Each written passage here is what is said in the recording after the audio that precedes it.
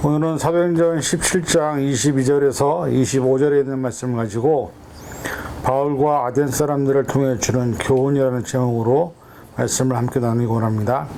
먼저 말씀을 공독하겠습니다. 바울이 아레오바고 가운데 서서 말하되 아덴 사람들아 너희를 보니 범사에 종교심이 많도다. 내가 두루다니며 너희가 위하는 것들을 보다가 알지 못하는 신에게라고 새긴 단도 보았으니 그러즉 너희가 알지 못하고 위하는 그것을 내가 너희에게 알게 하리라. 우주와 그 가운데 있는 만물을 지으신 하나님께서는 천지의 주제시니 손으로 지은 전에 계시지 아니하고 또 무엇이 부족한 것처럼 사람의 손으로 섬김을 받으신 것이 아니니 이는 만민에게 생명과 호흡과 만물을 친히 주시는 이심이라. 아멘. 기도하겠습니다. 하나님, 오늘 시간 바울이 아덴에서 전도를 하며 그들에게 전했던 복음을 우리가 다시 한번 우리의 삶의 자리에서 돌아보기 원합니다. 그 복음의 의미, 그 목적, 그리고 그것을 통해서 우리가 무엇을 깨달아야 되는지를 깨닫게 도와주시고 말씀을 통해서 우리가 하나님이 어떤 존재인지를 다시 한번 생각하는 시간 되게 하여 주옵소서. 감사드리며 예수님의 이름으로 간절히 기도하옵나이다. 아멘. 아덴이라는 도시는 헬라의 수도였으며 당시 세계 3대 도시 중 하나였습니다. 문학, 철학, 과학, 수사학 등이 꽃을 피운 헬레니즘 문화의 중심지였습니다. 소크라테스, 플라톤, 아리스토텔레스 등이 태어나 활동하던 헬라 철학의 본고장이었습니다. 또한 민주주의 발상지였고 고대 올림픽이 시작된 곳이기도 합니다. 올림피아 산에는 수많은 신들이 있었고 온 성에 신들의 이름이 새겨진 제단으로 가득했던 곳입니다. 그 당시 예전에 아덴의 옛 영광은 이미 사라졌지만 아덴 사람들의 철학에 대한 열정과 자부심은 대단했습니다. 그러나 하나님 편에서 볼 때 아덴은 우상이 가득한 도시요 영적인 무지와 흑암의 도시였습니다. 아덴은 주전 5세기경 정치, 경제, 철학, 학문과 예술 등 전반에 걸쳐 찬란한 업적을 이룬 도시였지만 바울이 아덴에서 도착했을 때는 한때 찬란했던 영광이 사라진 후였습니다. 그럼에도 불구하고 아덴 사람들은 여전히 학문과 철학에 대한 뜨거운 열정을 지니고 있었고 그래서 그런지 우리가 잘 알고 있는 철학자들이 많은 도시이기도 합니다. 인간에게 있어서 당연히 철학은 필요합니다. 하지만 철학으로 하나님이나 예수님을 이해하는 것은 불가능한 일입니다. 오로지 우리에게 주신 성경을 통해서만 하나님을 알 수 있기 때문입니다. 성경에 계시된 하나님은 유일하시고 절대 주권자이시며 초월적인 분이십니다. 그래서 우리가 성경을 통해서 하나님을 알게 하시는 것입니다. 예수님께서는 마태복음 19장 26절에 이렇게 말씀합니다. 사람으로서는 할 수 없으되 하나님으로서는 다 하실 수 있느니라. 저와 여러분들은 복음을 전하는 자입니다. 우리를 통해서 하나님께서 복음을 전하기를 바라고 원하고 있는 것을 깨달아야 합니다.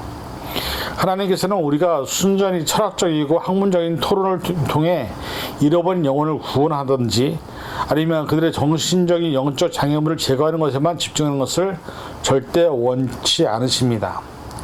사람들을 하나님께로 인도하는 승리적인 방법은 신앙을 따라 경건한 생활을 통해서 인내하며 기도하는 심정으로 복음으로 사랑을 증거할 때 그들이 바로 하나님을 만나게 되는 것입니다. 사도 바울은 하나님의 부름을 받은 일꾼으로서 살아있고 운동력이 있는 하나님의 말씀으로 복음을 전했습니다. 그랬을 때 사람의 심령이 깨어지고 불신자들의 마음이 돌아서게 되고 하나님이 참된 구원자임을 알게 되기 때문이었기 때문입니다. 사도 바울은 오직 하나님께 영광된 복음을 전하는 사도였고 그래서 아덴에 들어갔을 때 우상 숭배하는 그들을 바라보고만 있을 수 없었습니다. 그래서 사도 바울은 예수님의 부활을 증거하는 것입니다. 철학자들이 좋아하는 방식이 아니라 성경을 가지고 복음을 전했던 것입니다. 사실 이 원리가 우리 교회가 가지고 있는 가장 전도의 큰 무기가 바로 성경임을 알려주는 것입니다. 사실 지금 우리가 살고 있는 이 시대는 정보의 홍수 시대라고 해도 과언이 아닐 것입니다. 유튜브나 혹은 소셜미디어를 통해서 너무나도 많은 정보들이 잘못된 지식이나 또 잘못된 정보들이 넘쳐나고 있습니다. 그런데 안타까운 사실은 많은 사람들이 그것이 잘못된 것인지 검증하지 않고 그냥 받아들이고 있다는 사실입니다. 이런 시대의 흐름이 바울이 아덴에서 복음을 전할 때와 그렇게 별로 다르지 않습니다. 왜냐하면 아덴 사람들은 철학을 기반으로 해서 논쟁과 서로 이념과 사상을 토론하기를 좋아하는 시대에 살았기 때문인데, 사실 지금 유튜브나 우리 많은 소셜미디어를 보면 이런 여러 가지 사건과 사고 앞에서 서로 입장이 다르고 생각이 달라서 갈등과 심지어는 폭력까지 나타나는 현상은 바울이 복음을 전하던 그 시대와 별반 다르지 않은 것을 보게 됩니다. 오늘 본문은 바울이 아덴에서 전도한 말씀을 나타내고 있습니다. 바울은 갑자기 베레아를 떠나면서 실라와 디모데를 아덴에서 만나기로 했습니다. 바울은 그들을 기다리다가 그 성의 우상이 가득한 것을 보고 격분한 것입니다.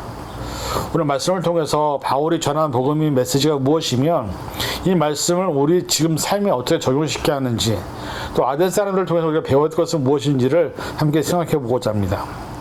본문 전에 있는 16절의 말씀을 보면 이런 말씀이 나옵니다.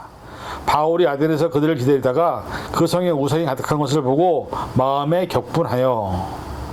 바울은 그곳에서 실라와 디모데를 기다리고 있었지만 베레아에서 아덴까지는 백길로 4일이나 걸렸습니다. 배가 다시 돌아오고 그들을 데리고 오려면 적어도 8일은 걸렸을 것입니다. 그 기간 동안 바울은 그들을 기다리면서 아덴을 둘러보았습니다. 그런데 그 아덴 안에 너무나 많은 우상들이 가득 차 있었습니다. 네로 황제 시대에는 아덴 광장에 300개의 우상이 있었고요. 모든 거리 광장 가는 곳마다 신상들이 줄비했는데 그 당시에 3만 개 이상의 신상들이 있었다고 합니다. 바울은 그 성에 우상이 가득한 것을 보고 너무나도 참을 수 없었습니다. 사람들의 영적 무지, 우상에 대한 영적 분노가 일어났고 우상 숭배를 가장 싫어하는 하나님이 생각하니 정말 가만히 있을 수 없던 것이죠. 사실 우리 주변에도 우상을 섬기고 있는 수많은 우상이 자리 잡고 있는 시대에 살고 있습니다. 기복주의도 우상입니다. 세상의 영광과 명예와 부귀와 힘을 자랑하며 살아가는 우리의 세상적인 삶도 우상을 숭배하는 것과 다름이 없습니다. 만문주의에 빠져서 돈이 삶의 목적이 되는 세상에 우리는 살고 있습니다. 그래서 돈이면 무엇이든지 어떤 일이든 해도 된다는 잘못된 삶의 가치가 우리의 삶의 가치를 지배하고 있습니다. 그래서 바울은 무엇을 했느냐? 전도하기 시작했습니다. 사도행전 17장 17절에 보면 회당에서는 유대인들과 경건한 사람들과 또 장터에서는 날마다 만나는 사람들과 변론하니, 바울은 세 부류의 사람들에게 전도를 했습니다. 회당에 들어가서 유대인과 경건한 헬라인들에게 복음을 전했고요. 왜냐하면 그들은 이미 구약성경을 어느 정도 알고 있었던 사람들이었는데 바울은 이들에게 성경을 그리스도를 증언하고 예수님이 바로 그리스도이신 것을 고백하고 전도했던 것입니다. 또 장터로 나가서 날마다 만나는 사람들에게 복음을 전했습니다. 장터 아고라는 물건을 사고 파는 광장을 가리킵니다. 그런데 물건만 파는 것이 아니라 그 안에서는 웅변과 철학적 담론도 함께하는 문화의 광장이었습니다. 450년 전 소크라테스가 철학 강의를 한 곳도 이곳이었습니다.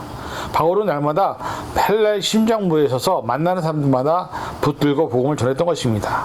그리고 철학자들과 논쟁을 했습니다. 18절 말씀을 보면 어떤 에피쿠루스와 스토바 학자들도 바울과 쟁론할세, 이 두 파는 기원 3세기 후반에 생겨난 철학파로 300년 동안 내려온 철학파들이었습니다. 바울이 그 철학자들과 논쟁을 했고 에피쿠루스 철학자들은 인생의 궁극적인 목적은 쾌락을 추구하는 데 있다라고 주장했습니다. 그런데 그런 그들에게 바울은 예수님께서 십자가를 죽으셨다. 우리의 죄의 문제 때문에 그 문제를 완전히 구속해 주셨다. 죄로 더러워진 우리의 양심을 깨끗하게 하셔서 우리가 하나님의 살아계신 것을 알게 하셨다. 예수님께서는 부활하심으로 사망 권세에서 우리를 구원하시고 영생을 선물로 주셨다는 복음을 증거하신 것입니다. 지금 우리가 살고 있는 이 시대는 만문주의에 빠져들어서 돈과 세상의 것들이 우상이 되어가는 시대에 우리는 예수님의 보혈의 피가 필요한 것입니다. 예수님의 구속과 은혜가 필요한 것입니다. 예수님의 죽음과 부활 그리고 다시 재림의 복음이 우리에게 필요하다는 것을 바울은 우리에게 말씀하고 있습니다. 아덴 사람들의 성향이 어땠느냐 21절에 나와 있는데, 아덴 사람들과 거기에 나가는 외국인들이 가장 새로운 지식을 말하고 듣는 거 외에 달리는 시간을 쓰지 않았다 얘기하고 있습니다. 아테네는 지식을 찾는 외국인들이 세계에서 몰려들었습니다. 그들은 끊임없이 새로운 지식을 말하고 듣는 것을 좋아했습니다. 요즘같이 인터넷이 없었기 때문에 직접 와서 듣고 말해야만 했습니다. 최신 지식과 정보를 얻고 토론하는 자신의 모습에 대해서 그들은 스스로 대단히 자랑스럽게 생각했습니다. 그러나 이들의 문제는 뭐였느냐? 새로운 것을 듣고 말하는 순간에만 그것을 프라우드하게 생각했지, 그 방금 전에 들었던 내용이나 그 방금 전에 들었던 다른 이야기들은 바로 옛것이 되어버리는, 어떻게 보면 너무나 빨리 새로운 지식을 받아들이기 때문에 방금 전에 받은 것이 아무리 귀하고 소중한 것이라도 식상해버리는 잘못된 인식이 있었던 것입니다. 복음을 들어도 그 별것 아니라고 내전되어 버리고 또 새로운 가르침, 이단의 가르침을 받는 것과 똑같은 모습이었던 것입니다. 저와 여러분들은 매일 말씀을 듣습니다. 교회 생활을 하고 믿음 생활을 하는 사람들의 경우 매일 아침에 말씀 묵상을 하는 사람들이 많이 있습니다. 제가 알고 있는 많은 분들이 카톡을 통해서 내가 받은 은혜 받은 말씀이나 또한 그 설교를 전달해 주기도 합니다. 저만 해도 저에게 주시는 많은 말씀들이 하루에 몇 개씩 있습니다. 10개가 가까이 됩니다. 근데 그렇게 많이 받아도 정말로 어떻게 보면 그 말씀을 저희가 얼마나 묵상하고 얼마나 기도하고 그 말씀을 살기 위해서 얼마나 많은 시간을 투자하고 있는지 돌아보면 너무나도 연약한 모습이죠. 왜냐하면 계속해서 보아야 할 것들이 있고 들어야 할 것들이 있고 또 우리가 알아야 할 것들이 있기 때문에 우리가 듣고 본 말씀들이 아무리 귀하고 진리라 하더라도 내가 앞으로 해야 할 것, 내가 앞으로 보아야 할 것, 내가 또 들어야 할 것에 더 집중을 하기 때문에 아들 사람들과 똑같이 진리보다는 계속 새로운 것에 포커스하는 것이 우리의 지금 모습이라고 해도 과언이 아닐 것입니다. 22절에 보니까 바울은 아레바고에 서 있었는데 아레오바고 맞은편 언덕에는 파르테논 신전이 우뚝 서 있었습니다. 이 신전은 아테네 여신을 위해서 BC 5세기에 만들어진 것입니다. 길이 70m, 폭 30m의 거대한 신전으로 고대 그리스 건축물 가운데서 가장 탁월한 것입니다. 도리스식 기도 양식에 정점을 이룬 것으로 신전의 조각도 그리스 예술의 정수로 여겨지고 있습니다. 그래서 이것을 유네스코에서 세계 문화유산 1호로 정하고 유네스코 상징 마크로 삼을 정도였습니다. 바울은 이 거대한 신전을 바라보면서 복음을 전했던 것입니다. 그리고 오늘 본문에서 바울은 아덴 사람들아 너희를 보니 범사에 존교심이 많도다 설교를 시작합니다. 아덴 사람들은 성경이나 하나님에 대한 개념이 없는 사람들이었습니다. 바울은 이들에게 무슨 말을 해야 몰랐습니다. 그런데 기도하던 중 이들이 알지 못하는 신행이라고 새겨진 제단들을 본 기억이 떠올랐습니다. 그래서 그 알지 못하는 신에 대해서 알려주겠다고 하면서 하나님에 대해서 설명하기 시작합니다. 그리고 전한 것이 뭐였느냐? 바울은 만물을 지으신 하나님을 전했습니다. 24절에 우주와 그 가운데 만물을 지으신 하나님께서는 천지의 주제신이 손으로 지은 전에 계시지 아니하시고, 헬라인들은 만물의 기원에 대한 관심이 많았습니다. 모든 철학은 태초에 무엇이 있었는가, 만물은 어떻게 존재하는가로부터 시작이 됩니다. 철학의 아버지 탈레스는 만물의 근원을 물이라고 했습니다. 아나시메네스는 만물의 기원을 공이라고 했고 바람이라고 했습니다. 헬라크레이토스는 만물의 기원을 불이라고 했습니다. 또한 에피큐로스는 만물은 우연히 존재하게 되었다고 생각했습니다. 그러나 바울은 만물은 하나님이 지으셨다고 선포했습니다. 이 세상에 스스로 존재하는 것은 하나 없습니다. 하나님과 관계없이 생기는 것도 아무것도 없습니다. 나무 한 그루 풀 한 포기도 하나님께서 모두 지으신 것입니다.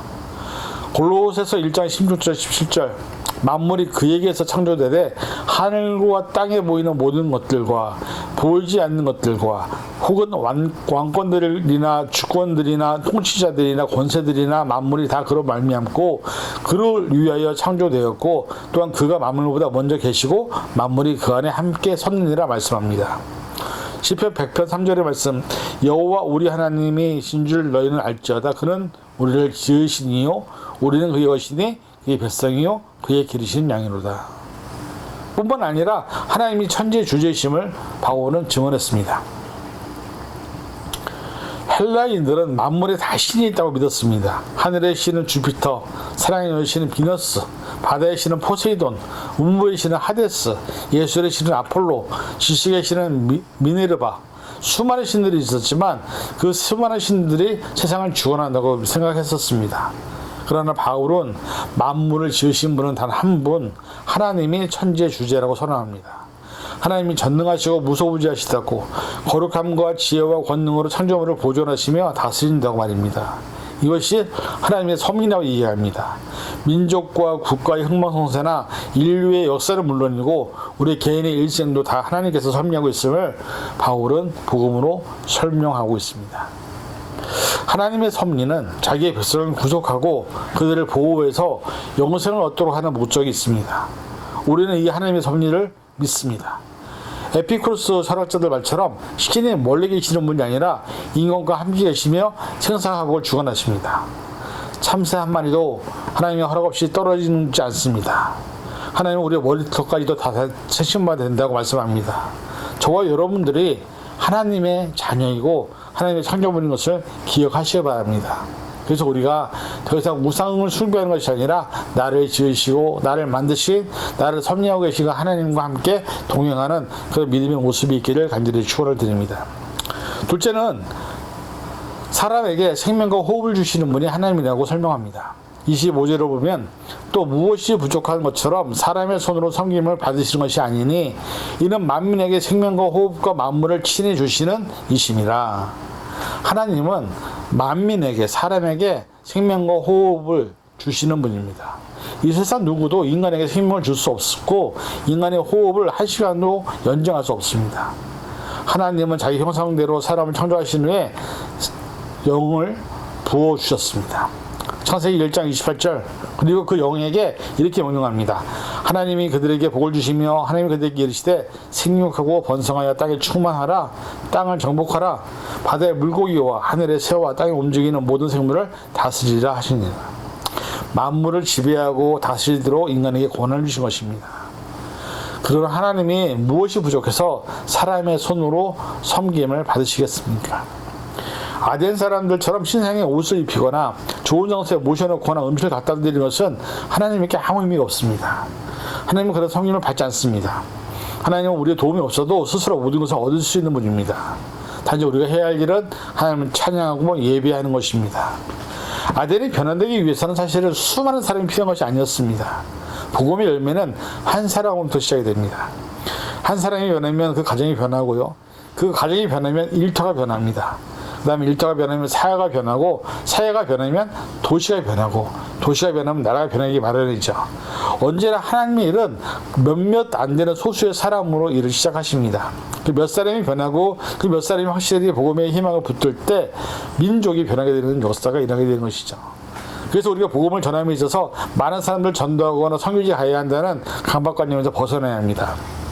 나와 함께 있는 내 가족, 내 지인, 내 친구들, 내 주변에 있는 한 사람만 전도하면 그 사람으로부터 하나님의 능력과 역사가 시작이 되기 때문에 우리는 한 영혼을 전도하는 것에 우리의 삶의 의미와 목적을 두는 것이 중요합니다. 바울의 설교는 창조의 진료와 예수 그리스도의 죽음과 부활, 또 복음이 나타나고 있습니다. 전도하는 사람을 위해서 하나님의 말씀이 있는 것이고 그 하나님의 말씀은 사람들을 살아있고 운동력이 있게 움직이는 것입니다. 예수 그리스도의 복음은 믿는 사람들을 구원하는 하나님의 능력이 됩니다. 씨를 뿌리는 사람들은 씨를 뿌리기만 하면 됩니다. 왜? 자라게 하시는 분은 하나님이시기 때문입니다. 오늘 저와 여러분이 하나님이 우리의 창조주임을 또 하나님이 우리의 생명을 호흡을 주관하고 있는 분임을 믿는다면 우리가 하나님 앞에서 우리가 무엇을 하여 하나님께서 기뻐하실지를 먼저 고백해야 합니다. 그것은 바로 내 옆에 있는 한 영혼이라도 전도하는 것임을 우리는 깨달아야 합니다. 말씀을 마무리하겠습니다. 바울은 철학의 본고장 아덴에서 담대하게 예수님의 부활을 증언했습니다. 창조주 하나님, 섭리의 하나님, 구속의 하나님을 증거했습니다. 그리고 예수 그리스도의 심판을 전하고 회개의 복음을 전했습니다. 우리가 살고 있는 이 시대나 환경은 아덴과 별로 다르지 않습니다. 근데 중요한 것은 뭐냐면 우리가 그렇게 살면서 우리도 또한 아덴 사람들처럼 수많은 우상을 쫓아가는 모습이 있지 않은지, 세상적인 인간적인 것을 추구하며 하나님과 상관없이 내 뜻과 내 의지로 살고 있다면 우리는 아덴 사람들과 똑같은 삶을 살고 있는 것입니다. 돈이 하나님보다 크다고 생각하는 우리의 세속적인 모습, 하나님의 말씀과 그 순종하는 것에는 관심이 없고 세상적인 이슈가 되고 있는 것에 많은 삶의 모습들을 관심을 보이는 것은 얼마든지 우리가 잘못하고 있는 모습임을 기억해야 합니다. 그러나 하나님이 없으면 우리도 없습니다. 하나님이 우리에게 생명을 주시지 않으면 우리는 죽을 수밖에 없습니다. 바울이 아덴에 있는 사람들 향해서 목자의 심정으로 안타까운 마음으로 하나님과 예수 그리스도의 십자가와 부활, 복음을 전했던 것처럼 우리도 바울과 같이 이제는 우리 주변에 있는 사람들에게 복음을 증거해야 합니다. 한 영혼이라도 구원할 때 우리가 하나님 앞에 설 때에 할 말이 있는 것입니다. 저 여러분들이 예수 그리스도의 십자가와 복음을 증거하는, 그리고 우리를 만드신 창조주를 증거하는 복음의 진정한 증인이 되시기를 간절히 축원을 드립니다. 기도하겠습니다. 사랑해 주님 감사합니다. 우리가 세상을 살면서 우리가 무엇을 위해 살고 있고 무엇을 향해 가고 있는지를 돌아보기 원합니다. 바울은 아덴에서 수많은 우상을 섬기고 있는 사람들에게 창조 하나님을 전했고 예수 그리스도의 십자가와 복음과 또 부활을 증거하였습니다. 우리가 이제는 그런 사명을 감당할 수 있는 주의 일꾼들 되게 도와주셔서 하나님의 뜻 가운데서 하나님을 기뻐하게 하는 삶이 되게 도와주옵소서. 감사드리며 예수님의 이름으로 간절히 기도하옵나이다. 아멘.